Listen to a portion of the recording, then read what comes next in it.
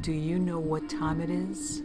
It's supernatural story time. And if you're easily scared, and even if you're not, there's only one thing left to do. Just turn off the lights, because these are stories that you listen to only in the dark. Wartime Ghost Stories Volume 2. War can be frightening in more ways than one. In addition to the fighting and death, there are also reports of things that evade conventional explanation, which often are overshadowed by the more covered events of the war at large. Yet slipping between the cracks are numerous tales of soldiers who have come face to face with not the enemy but rather creatures, beings, and entities that inhabit the wilds of the battlefield and the fringes of the imagination. Most wars produce such reports, and the seemingly never-ending engagements in Iraq and Afghanistan are no different, hiding within the tales of bombings, battles, and warfare stories of strange, mysterious encounters which are often equally as harrowing. Here troops have reported coming across unknown animals, otherworldly entities, and bizarre beasts straight out of myth, proving once again that war is at times way weirder and more frightening than you might imagine. There are a myriad of strange stories to have come out of the warring in the Middle East concerning a range of strange creatures sighted and confronted by troops that defy explanation and run the gamut from the odd to the downright bizarre. One curious report was mentioned in the book Phantoms and Monsters, Strange Encounters by Lon Strickler. The account concerns a witness who worked for several years in Iraq and Afghanistan from 2004 to 2009 with the U.S. Army Criminal Investigations, the CID, investigating crimes amongst military personnel such as bribery and theft. In 2005, he was embedded within an Army infantry unit deep in the rugged mountains of a region of Iraqi Kurdistan called the Suleimania Governorate in northeast Iraq, near the Iranian border. After being briefed on the general situation, he learned of some decidedly bizarre activity that had been occurring in the remote area concerning a mysterious creature haunting the locals that no one was able to identify. According to villagers of the isolated wilderness region and the Kurdish military, people were being stalked and hunted by a beast known locally as the ghoul, which was described as being a very tall, humanoid creature with disproportionately long arms and legs, and which purportedly had a taste for human flesh. The witness was ordered to the area for an in-depth investigation, accompanied by an infantry squad, and at this point it was thought that the bizarre story perhaps came down to a crazed soldier who had gone AWOL and was going around killing people. It was thought that they may be basically dealing with a serial killer, a man who had perhaps snapped and gone mad from the stresses of war. Yet after several days of surveillance and searching, they had come up with no trace of who or what could be behind the strange activity. They began to suspect that this was all just spooky stories and nerves, but villagers were adamant that something was hunting them and killing them, to the point that many were afraid to leave their homes even in the daytime. Then things took a turn for the weird. According to the witness, one evening he was going over some reports with a squad leader when they reported hearing a shrill, unearthly scream echo through the air outside, which seemed to come from the direction of a nearby mountain pass. When they went outside to investigate, some of the villagers were hurrying to their homes for safety, and they claimed that this was the scream of the very thing that had been terrorizing them. The armed soldiers mobilized and decided to head into the pass to investigate the eerie, otherworldly scream. And whatever it was howled again, several times, standing everyone's hair on end. It was an alarming, blood-curdling sound like nothing any of them had ever heard before, like no animal known to live in the area, and these heavily armed men were actually scared of what they might find out there in the dark. Slowly and warily they fanned out into the dark pass to conduct a search, and the witness would describe what happened thus. Within the hour, the squad and I were slowly entering the pass. It was night, but the moon was very bright, so we were able to see around a bit. We searched the entire area for several hours using night vision and high-intensity lights. We found nothing, not a footprint or remnant from any creature fitting the description. I've always wondered what we heard that night. I have asked a few learned people for their opinion, but with little satisfaction. There were many strange instances in Iraq that just never made the light of day. I heard of some, but I'm positive most were just filed away. Other strange humanoid creatures seem to have haunted troops in the Middle East that are just as hard to classify and every bit as odd. One American soldier claimed to have had a very bizarre encounter while deployed to a remote area of southern Afghanistan. The witness reports that one night he and a squad mate had set up a position to secure a site at around 2 a.m., at which time only he and the forward gunner were awake. After setting up a position, they sat there in the quiet night, scanning the darkness for any activity, and the tiredness and monotony of the scene crept up on them to threaten to make them fall asleep. However, they were jolted awake when something bizarre stepped out of the night. Out of the shadows, about 75 yards away from the position, crept what appeared to be a very tall man, and the startled soldiers put on their night vision goggles to identify this potential enemy. Whatever the figure was appeared to be human, and they were wondering whether to open fire or not when it reportedly turned its head towards them and peered at them with eyes so bright that they hurt the soldiers' eyes and caused their night vision goggles to malfunction. The witness would say of the rest of the encounter. Then the thing turned and looked right at me with eyes so bright, my vision started to burn out, meaning it was so bright it was burning the system, usually done only by really fucking bright shit like the sun. So that freaked me out, and I pulled my NVG's night vision equipment off, and those eyes were like neon red blood red and bright as the sun. So this freaks me out, and I pull my machine gun over and trained the thermal optic onto it, and those eyes were so hot it started to burn out that optic. Same concept as before, but with, heat. But his body was so cold he stood out from the background, which is really weird. I slowly loaded it, and then the eyes moved like he cocked his head at me and turned and walked off and was gone. I didn't say a word of this while we were there, or to anyone in the army since we've gotten back. These strange encounters with humanoid beings could be a lot of things, but according to some far-out reports, they may be actual, real vampires. As outrageous as this may sound, one investigator, reporter, and former U.S. Marine named Tim King, who spent months in the Afghanistan combat theater covering a variety of military operations for SalemNews.com and Oregon's KPTV Fox 12, wrote of such a thing in a 2007 article for Salem News entitled Vampires in Afghanistan. Soldiers say it's true. According to King, during his travels, he met an American soldier at the Bagram airfield in Afghanistan who would tell him a bizarre tale indeed. The soldier asked King if he knew about the vampire problem in the area, something the reporter had not once heard of in his entire time in the country. Intrigued, King asked for more information on what the soldier was talking about, who obliged by claiming that the vampires were said to live deep in the desert, that they were quite a bit taller than normal humans, and that they were frequently women. He claimed the people of the area had known about these sinister creatures for centuries, that they came out in the dark and stalked the desert badlands and mountains at night looking for victims, and that they were indeed often thought to be responsible for people going missing without a trace. The soldier would tell King the following. They are really terrified of them. It scares people half to death if they just think one is around.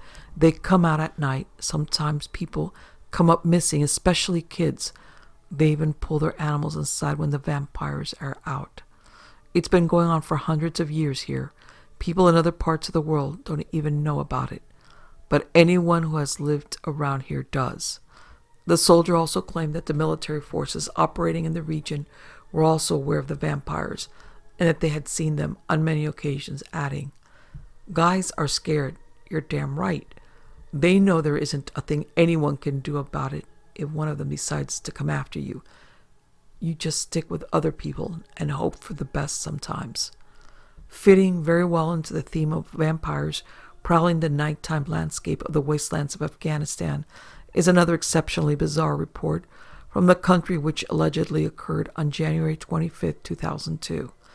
It started when a group of U.S. Marines were mapping caves near Tora Bora with sonar equipment when they reportedly began having strange interference on their equipment from some unidentified signal coming from within. The soldiers thought at first that it was a jamming device of some sort screwing with their equipment, possibly used by Taliban forces, and 3 men, Corporal Sawyers and Wade and Sergeant Carlos Ramos, allegedly ventured into the darkness to see what was going on. They geared up and went in search of the source of the signal that was jamming them, which appeared to be embedded deep down in the cave somewhere. As they penetrated into the murk of the cave's bowels, Corporal Wade reportedly walked into an explosive device booby trap of some sort which broke his back and started screaming out in pain. When the others ran to his side, they could see that he was not only hurt but terrified by something he had just seen.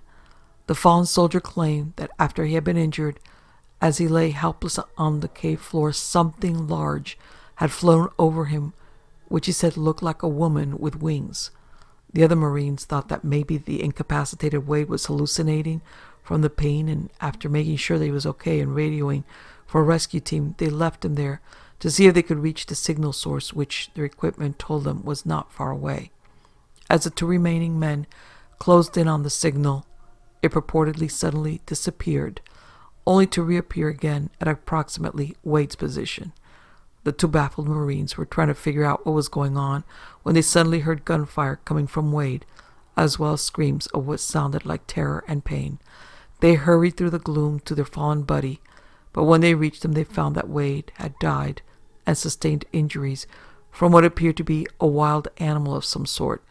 As the other 2 increasingly unsettled men continued to try to get a fix on the moving signal, they then reportedly came across the creature themselves, which appeared to be a humanoid being with bat-like wings and feminine features. Even worse, it was apparently soon joined by more of them. Whatever these bizarre things were, they very apparently also are aggressive, as they immediately attacked the 2 Marines, who dropped their flashlights in shock and fired their weapons wildly into the darkness. When the rescue team they had originally called to come retrieve Wade arrived, they allegedly only found Ramos limping about, who was brought in for medical attention and treated for a case of rabies before finally being discharged and sent home. The bodies of Wade and Sawyer were supposedly never found. The case and a dramatization of these alleged, rather dramatic events within the caves were featured on Animal Planet's TV show Lost Tapes in Season 1, Episode 7. Did any of these things really happen? It's hard to say for sure, but it's certainly a rather sensational case that seems to be like something straight out of a horror movie. Although the arid desert locale might not lend itself to such accounts, the battlefields of the Middle East have also been the source of actual Bigfoot reports, or at least some similar type of hairy hominid. One such account comes from a BFRO report from investigator B.G. Martin. One evening in 2011, a 26-year-old Army sergeant was on lookout duty in the remote mountainous region of Barji Matal, Nuristan province, Afghanistan, staking out the area for potential Taliban attacks through an infrared scope. At one point he spotted the thermal image of a very large creature around 500 to 600 meters away, which he described as looking ape-like. He would not say of it. It looked like a big monkey or ape. It was big and beefy in the shoulders.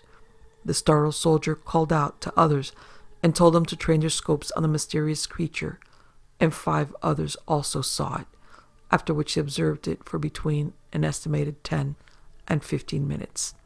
The heat signature suggested that it was not wearing clothing of any sort, as that would have created darker patches on the body, and its coloration seemed to be a uniform, white. None of them had any idea of what it could be, as it was much too large to be a man and looked very ape-like, to the point that none of the soldiers even suggested that a gorilla must have escaped the zoo and wandered out into the wilderness.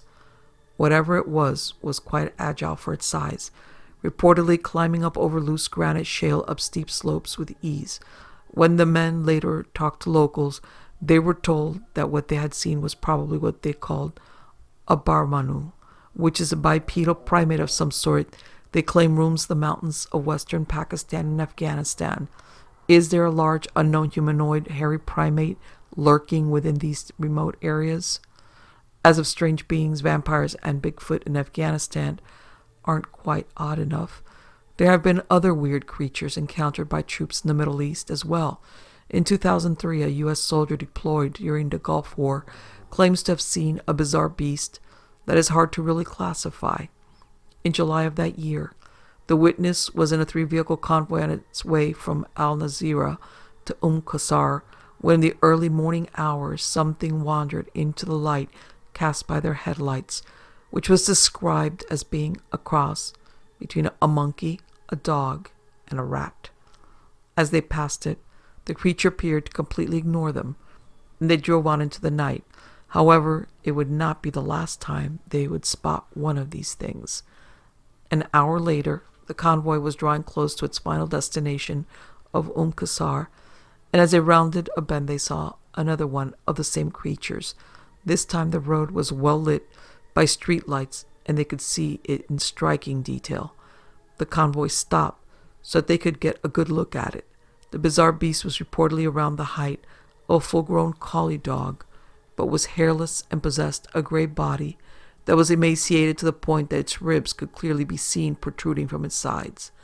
The tail was described as long and monkey-like, and its face like that of a rat, with long, sharp teeth, pointed ears, and oversized, luminous gray eyes. Its legs were long, thin, and straight. The baffled men watched with mouths agape at this extraordinary sight, and none of them had the slightest idea of what kind of animal it could be. They watched it for an estimated 2 minutes before it slinked into the shadows at the side of the road. The witness would claim that they did not have a camera to record the sighting. What did these men see? Obviously, there was more than one of them. So, what were they? Mangy animals? A new species? A Middle Eastern chupacabra? No one knows. Perhaps one of the most spectacular strange creatures reports in the Middle East of all is a case detailed by reporter and researcher L.A. Marzulli in his series The Watchers, of a United States Special Forces unit that allegedly not only sighted but also engaged and killed what can only be described as an actual giant in Afghanistan. In 2002, the Special Forces unit was supposedly operating in a remote area on a mission to find a patrol with which they had lost radio contact and offer assistance if they were in danger. The team was making its way along a goat path when they allegedly noticed that the ground was littered with bones and a piece of what ominously appeared to be broken communications equipment, as well as large, heavy rocks that looked as if they had been arranged into patterns by hand. It was claimed that as the unit examined the stone patterns and the piece of smashed equipment, they were suddenly confronted by a creature with long red hair and a shaggy beard that stood a truly enormous 12 to 15 feet in height. The towering humanoid beast reportedly carried with it a long, pike-like weapon of some kind, which it used to promptly stab one of the men, and the rest of the team immediately opened fire on it, managing to apparently kill it.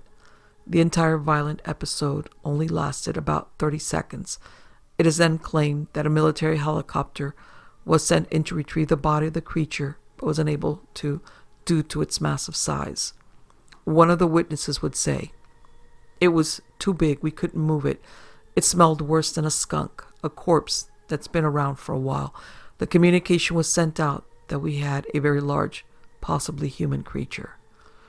One C-130 pilot later claimed that he helped when the corpse of what has come to be known as the Kandahar Giant was eventually moved to a military base in Ohio, and that it was revealed to be a humanoid creature that measured 12 feet long and approximately 1,100 pounds in weight. What happened to the alleged body after that is anyone's guess. Witnesses claimed that they were later ordered to alter the reports on the engagement to remove all mention of the giant they had encountered, and that the government had gone to great lengths to cover it all up. As to what the creature could have been, those who believe the story point to the fact that its description matches up very well with the legendary race of giants written of in the Bible, which are called the Nephilim, and are described as often carrying lances as weapons. Coast to Coast AM host George Norrie, who appeared on the episode and has interviewed the C-130 pilot, who claims to have moved the body, and pointed out, "It just sounds like the Nephilim from the Bible, doesn't it? Giants, biblical, mythical creatures. What are we to make of stories like this? There can be no doubt that there were things in the Middle East, wars in Iraq and Afghanistan, that go well beyond what most see in mainstream news, to barrel right on through and propel themselves into the furthest reaches of the odd. Such encounters as we have looked at here are surrounded by questions we may never know the answers to. What did these people see? Is there any truth to any of it? Or is it just a mix of exaggeration, tall tales, and the stresses of war? Whatever the answers to these questions may be, the fact is that wars hold within them a treasure trove of strange stories and encounters, both with the enemy and things beyond our understanding.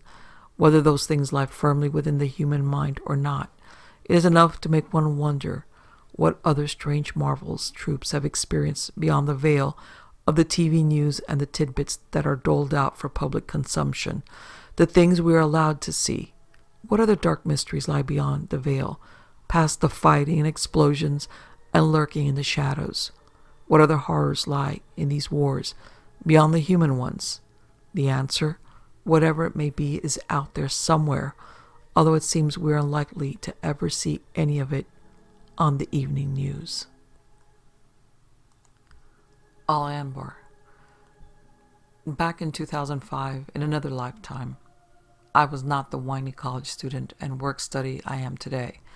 Back then, I was a lean, mean killing machine enlisted in the most blood-crazed, death-dealing branch of the U.S. military, the United States Marine Corps.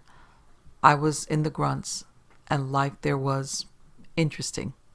If you have been in, you know what I'm talking about. If not, go watch Jarhead and the series Generation Kill. It may not be reality, but it's a good enough simulacrum to get the gist of it. Nonetheless, the reason I bring it up is to convey one simple point. This was a very intense period of my life, and I experienced many spectacular, disturbing, terrifying, amazing, and wonderful things. I tell you this so that you may believe the following story. I'm not lying when I say I saw, heard these things. I may, however, have been hallucinating, which is probably, hopefully, the real explanation considering my state of mind at the time. Regardless, I am left with a very creepy and fairly unexplainable story. At the time, I was on my second and last tour to Iraq. I was an 0351 assaultman, which meant I was supposed to be a tank bunker destroyer and urban breacher. I did do some breaching, but since there were no tanks to worry about, they gave me this weird 6-shot grenade launcher, an M32, which I had never seen before in my life. An LAW, yes, the same piece of shit from Viet fucking Nam, a shotgun, and a bunch of other shit. They then threw everyone into the rifle platoons and threw us out there. Out there was Al Anbar province. At the time, a veritable shitstorm of insurgent retardation and circle jerking following the semi-successful Fallujah operation. As you could imagine, we were definitely stressed out and pissed off. A couple of weeks in, we had already lost a couple of guys already. Not dead, just taken out of the fight, for various reasons. A few even went no shit crazy. The platoons were all split up. Each platoon had its own little base. One platoon would be at an abandoned egg hatchery. Another would be on a roving patrol, taking down various abandoned buildings for sleep and chow. One would be back in the rear. The final one was at, get this, a fucking abandoned morgue. I shit you not. But that was not where the creepy shit happened, not even close. No, the place where it all happened was the abandoned house next to the morgue. Post 3. You see, the house was in this perfect fucking place to be just far enough away from immediate support, but close enough so that it blocked a huge portion of your view. No easy way about it. You had to stick two unlucky assholes up there by themselves. Post was done at all hours of the day, and on a rotating basis. Generally, it lasted 4 to 6 hours, which felt like 5,000 eternity years, no matter what post you were on. The structure of the house itself was fairly unremarkable, if a bit different than most U.S. housing. It was fully externally supported and had a staircase that wrapped around the inside of the outer wall that went all the way up to the second story, which had a large outside deck like most Iraqi houses where we planted our post facing down a road. Everyone, and I mean everyone, swore up and down on Jesus' ass and their mother's grave that post 3 was haunted. I was undecided about ghosts in general at the time, but I kept hearing stories about Marines getting screwed with a night and seeing things through their night optics that shouldn't be there. One guy even relayed a story from the last company that stayed there. Apparently a soldier we took over from the army saw something horrifying one night. After being left alone while his partner went to go roam outside, he heard footsteps coming up the stairs in the house. He called out for his friend, who didn't respond, and when he went to investigate, he said he saw a little girl coming up the stairs. The issue was that she got taller with every step, apparently getting older, until 2/3 of the way up she was a skeletal old woman, and eventually became a decaying corpse. The really scary part was that it happened so fast that he barely had time to even register it and raise his weapon before he had a skeletal corpse standing in front of him. When his friend returned a minute or so later, he said he found the guy freaking out and babbling about crazy fucking hajis and how much he just wanted to go home and screw his wife and forget he ever came to that shithole. Anyways, my story. One night, I was in the midnight to 4 post when halfway through, my partner Mario declares he has to take a shit. So we call the COG, Corporal of the Guard, with the idea he will be relieved by him to go take his shit. It takes a while to take a shit out there on the post. He has to hike back to the heads, he has to drop his gear, he has to shit, then he has to reverse all of it. Probably takes about 20 minutes when all is said and done.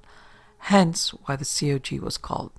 The problem that night was that the COG was already dealing with a minor situation on the other side of the post. Once he found out that it was Mario and I, he just said go ahead and go, probably figuring I would be fine for 20 minutes out there by myself. This is an unusual turn of events, as it is very, very fucking rare for a Marine not to have another Marine standing next time. They are never alone, but it was me, and I had good optics, the best in the company in fact.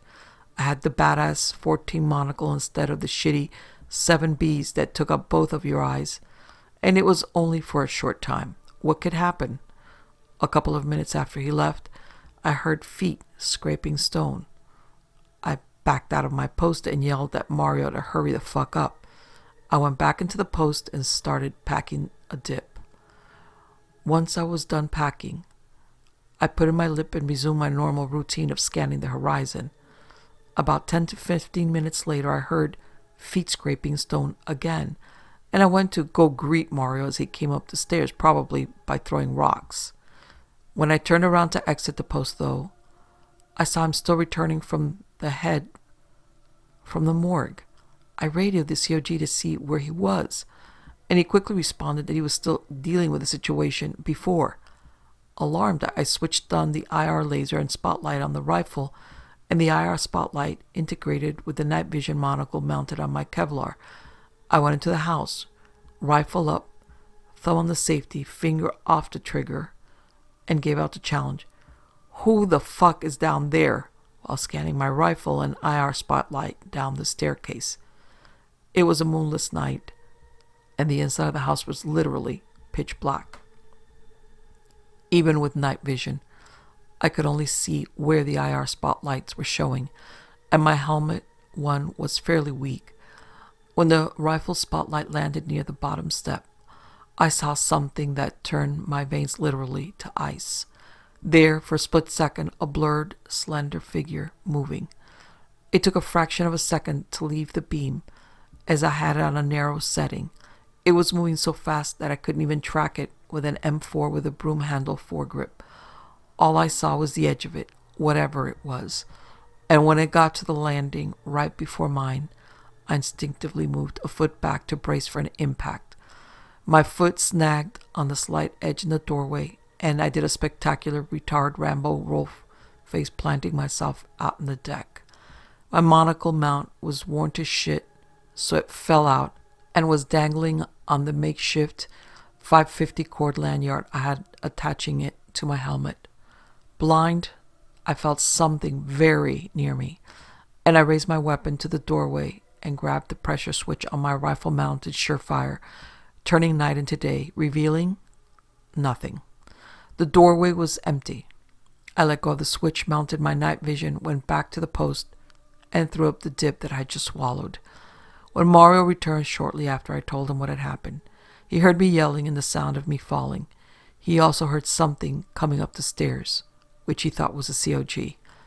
One thing to know, Marines love screwing with each other. Whether it's because it's funny or to keep each other on our toes, but after a month there, we never screwed with each other on Post 3. Looking back, it makes sense. If ever there was a haunted place on God's good earth, it would have to have been that house. An abandoned house next to an abandoned morgue, in a country formerly ruled by a real piece of work with a true talent for hurting people's feelings, in a war zone with not insignificant collateral civilian dead. If there ever was a ghost, it was there.